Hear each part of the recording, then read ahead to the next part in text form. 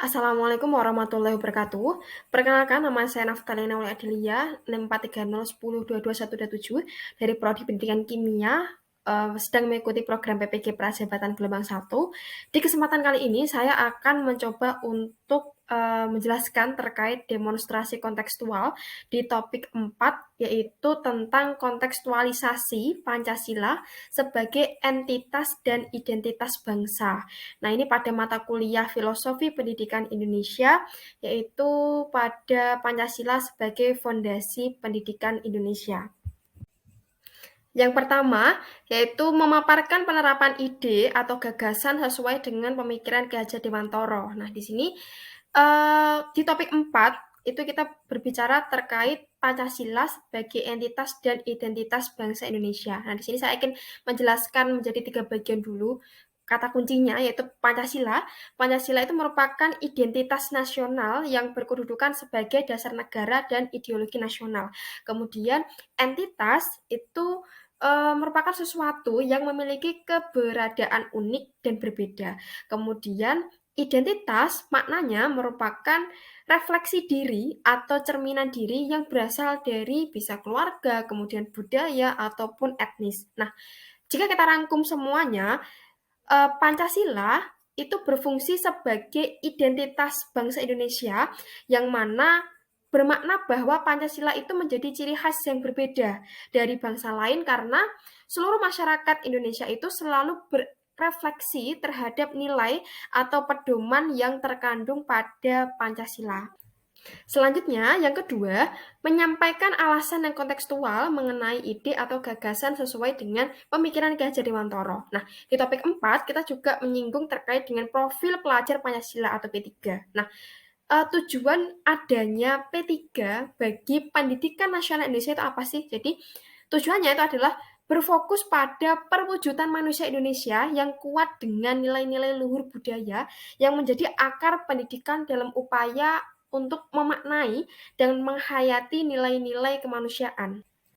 Berikutnya, P3 menjadi salah satu usaha dalam meningkatkan kualitas pendidikan Indonesia yang mengedepankan pembentukan karakter.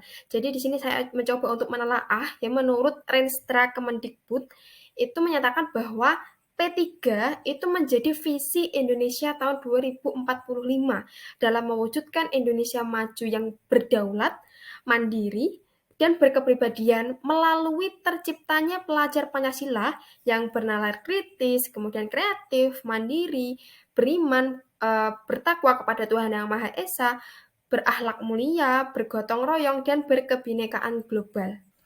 Kemudian, mendemonstrasikan hasil penerapan ide atau gagasan terkait pemikiran Ki Hajar Dewantara secara kontekstual. Jadi saya ingin fokus pada mewujudkan profil pelajar Pancasila pada pendidikan yang berpihak pada peserta didik. Jadi telah kita ketahui bersama bahwa sekarang itu sudah diberlakukan kurikulum merdeka. Jadi pembelajaran disesuaikan dengan apa yang siswa butuhkan.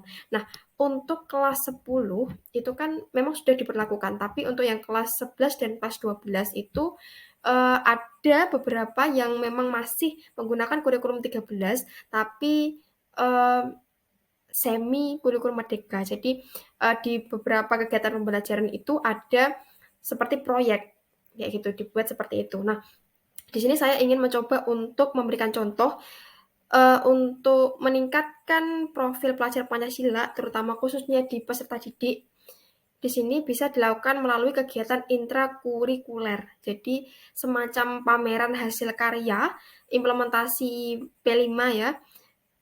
Di sini saya ingin mencontohkan bertema Zero Waste. Jadi materi kimia saya ambilkan salah satu adalah lipid. Kita tahu bahwa lipid itu kan materi kelas 12 semester 2. Jadi materinya itu terkait struktur, tata nama, sifat, kemudian penggolongan lemak ya maksudnya.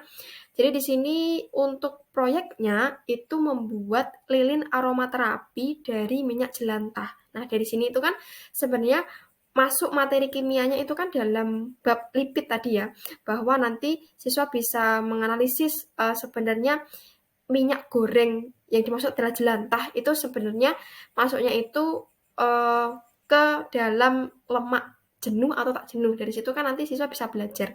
Kemudian di sini siswa dituntut untuk bisa berpikir kritis, kreatif, dan kemandirian. Nah, ini mengaplikasikan dari tadi ya profil pelajar Pancasila bahwa nanti setiap kelompok dapat berkreasi atau berinovasi terkait dengan mungkin bentuk lilinnya, kemudian kreasi aromaterapinya, ataupun terkait perpaduan warnanya. Nah, di sini kira-kira yang siswa butuhkan bahan-bahannya itu adalah ada parafin, kemudian pewarna, essential oil, dan bahan utamanya adalah minyak jelantah.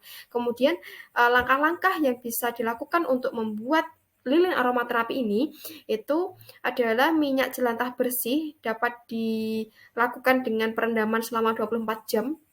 Kemudian minyak jelantah ini nanti dipanaskan, kemudian ditambah parafin dengan perbandingan 1:1 sampai larut, kemudian menambahkan pewarna. Nah, ini disesuaikan dengan nanti kreativitas dari siswanya, dan essential oil itu bebas. Nanti untuk aromaterapinya siswa bisa memilih mau menggunakan aroma yang mana.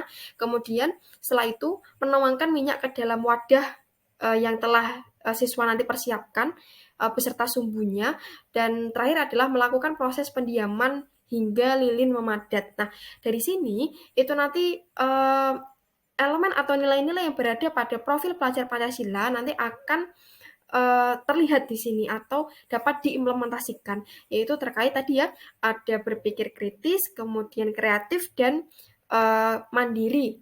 Dan di sini juga bisa siswa saling berkolaborasi antar tim untuk saling berdiskusi bagaimana proyeknya. Selain kegiatan intrakurikuler, untuk mewujudkan profil pelajar Pancasila juga dapat dilakukan melalui kegiatan ekstrakurikuler. Jadi, contohnya adalah ekstra rohis. Jadi, kerohanian Islam ya, atau mungkin ada rokris, kerohanian Kristen, dan lain-lain. Nah, ini tujuannya adalah untuk mewujudkan elemen beriman, bertakwa kepada Tuhan Yang Maha Esa, dan berakhlak mulia. Kemudian ekstrakir atau karya tulis ilmiah itu untuk mewujudkan elemen profil bernalar kritis dan kreativitas siswa. Kemudian untuk ekstra pramuka, nah ini tujuannya adalah untuk memupuk semangat gotong royong, kemudian ada elemen mandiri dan tidak mudah menyerah. Kemudian melalui budaya sekolah juga bisa nih. Yang pertama adalah menjalankan perintah agama masing-masing dan tentunya saling menghargai. Kemudian di salah satu SMA, terutama di SMA 9 Semarang ya, saya kan PPL di sana.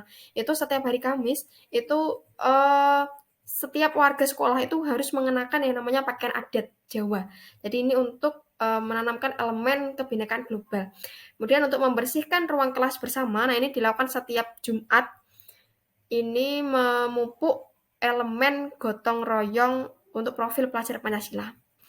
Kemudian selanjutnya menyampaikan tantangan dan solusi penerapan profil pelajar Pancasila itu dalam konteks kelas dan sekolah. Jadi untuk tantangannya sendiri di sini yang pertama adalah bahwa peserta didik itu masih pasif dalam proses pembelajaran. Nah, dalam artian tidak semua siswa itu dapat terlibat aktif dalam suatu proyek itu, gitu. Kemudian keterlibatan guru dalam mendesain modul ajar yang baik. Jadi guru masih perlu di sini ya belajar terkait dengan modul-modul yang akan digunakan dalam pembelajaran. Kemudian kurangnya waktu yang ada untuk kegiatan belajar mengajar. Kemudian strategi pembelajaran yang kurang variasi dari pendidik atau guru. Kemudian untuk solusi untuk menjawab tantangan implementasi ini, yang pertama adalah guru turut memperhatikan kondisi siswa, bagaimana, kemudian mencoba untuk memberikan motivasi kepada mereka.